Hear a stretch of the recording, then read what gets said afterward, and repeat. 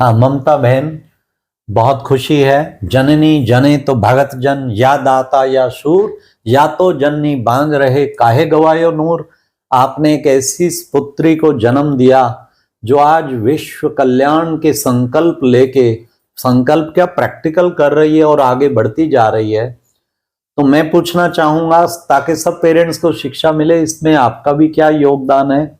मैं पूछना चाहूंगा, जब ये आत्मा आपके अंदर थी, पेट में आई, गर्भ में, तो उस वक्त आपका क्या पुरुषार्थ था? क्या आप उस वक्त पक्की ब्रह्मा कुमारी बन चुकी थी या उसके बाद बनी? ये मैं पूछना चाहता हूँ। ओम शांति।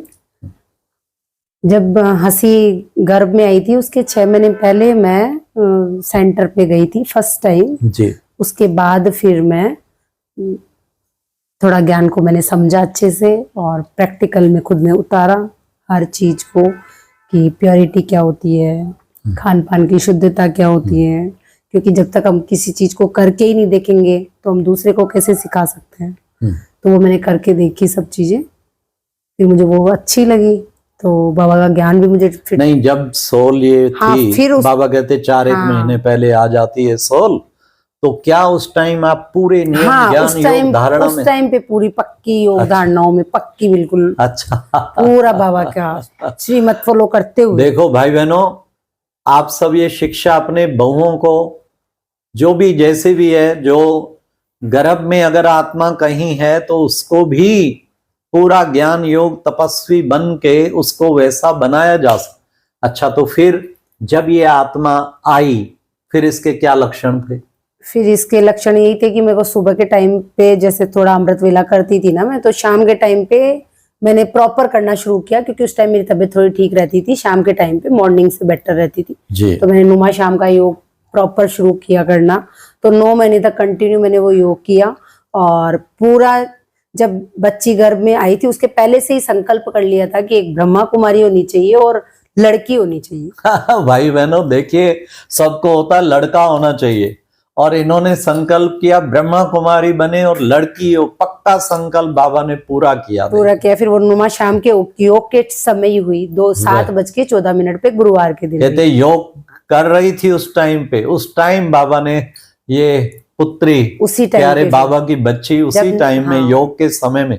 अच्छा, फिर जब ये पैदा होने के बाद इसके लक्षण ये दिखे कि 1.5-2 मास एक 1.25 महीने का बच्चा जो कि नजर भी अपनी नहीं दिखाता, तो उस टाइम पे ये क्या, इसको जैसे ही बोलते थे हंसी, कान्हा कहाँ है, तो ये कहीं से भी इधर उधर देख के ना कान्हा को पे ही नजर टिकाती। श्री कृष्ण का घर में चित्र था। हाँ, वो अपने बाबा का जो श्री कृष्ण आ रहे हैं ना, अच्छा, वो वाला अपने फ्रेम टंगा हुआ था। 1.5 मास की बच्ची उधर देख, 1.25 मास की भी नहीं हुई थी, तो उसको समझ आती थी। समझ, आप उसका ऐसे भी रखोगे ना उसको तो वो पीछे देखेगी, उसकी नजरें तब तक नहीं टिकाएगी जब तक कान्हा नहीं दिख जाए। वंडरफुल। और फिर उसके बाद में जब 2 महीने की हुई तो इसके पापा ने ट्राई किया, बाबा के सामने ले जाते थे शिव बाबा के सामने। तो फिर बोला कि हंसी, एक दिन बोला कि हंसी ओम शांति करो बाबा को।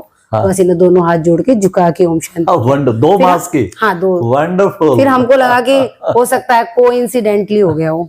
फिर हमने उसको रिपीट कराया। हाँ। तो रिपीट टू रिपीट वही चला हर बार बाबा के सामने। वही बस। फिर वो वंडरफुल लगा फिर हमको। फिर उसके बाद जब ये 4 मास की हुई तो सेंटर पे इसका प्रोग्राम रखा था, उसके अंदर भी दीदियों के पास ये संधि पे भी बिल्कुल कोई हलचल नहीं, मतलब आराम से।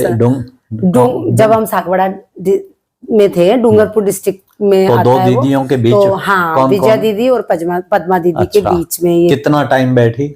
2-2.5 घंटे तक बैठी। देखिए भाई बहनों, कितनी आत्मा विलक्षण, पुरानी आत्मा। 4 मास का बच्चा 2-2.5 घंटा बैठे, कितनी बड़ी बात। आराम से बैठ। फिर इसको एक गाने का वरदान कब से मिला? फिर गाने का वरदान जब ये गाड़ी में अपने बाबा के म्यूजिक बजते रहते हैं, अपन गाना चलाते ही हैं, घर में भी बाबा का गाना चलता रहता है। तो पहला गाना कब बोला? ऐसे तो घर में तो गुनगुनाती थी हमेशा ही गाने। 1.5 साल की थी तब से ये बोलना इसको आ गया था, तब से ये गाने गाती, घर में कुछ भी गाती रहती। ये मत कहो खुदा से, ये सब। प्रथम गाना स्टेज पे इसने जालोर में गाया था, 2.5 साल की थी।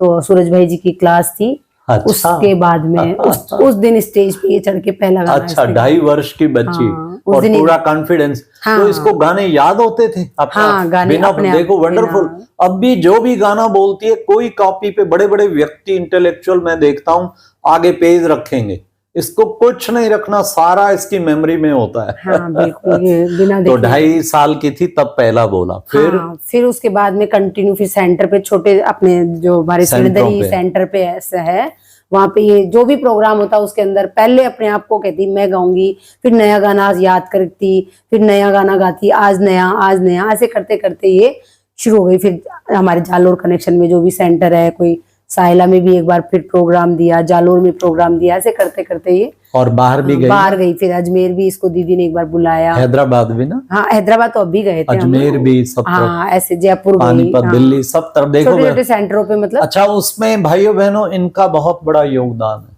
आप यहाँ कार ड्राइव करके आती है ना, हाँ। देखो कार ड्राइव करके आती बच्ची को हर 7वें 10वें 12वें दिन लाएगी, बड़े से बड़े इवेंट में वो कराएगी। तो जितना पन वो कमा रही है 50% ये कमा रही है, और आज तक कैमरे पे नहीं आई है। पर आज मैंने पहली बार कहा पेरेंट्स को, ताकि प्रेरणा मिले कि माँ बाप का कितना बड़ा योगदान होता है। पिताजी भी इनके आए हुए हैं, मम्मी भी, दोनों का योगदान वंडरफुल। बहुत बहुत बधाई हो आपको, ऐसी सुपुत्री मिली। ये अवश्य सारे विश्व का कल्याण करेगी और उसके निमित्त आप बने, आपको भी पुण्य खाता आपका भी जरूर थैंक यू बाबा। 25% 50% आपके खाते में भी ट्रांसफर होता रहेगा। धन्यवाद भाइयों बहनों, ओम शांति। ये मैक्सिमम शेयर करना लोगों को, ताकि सब पेरेंट्स को भी प्रेरणा मिले और बच्चों को भी। ओम शांति।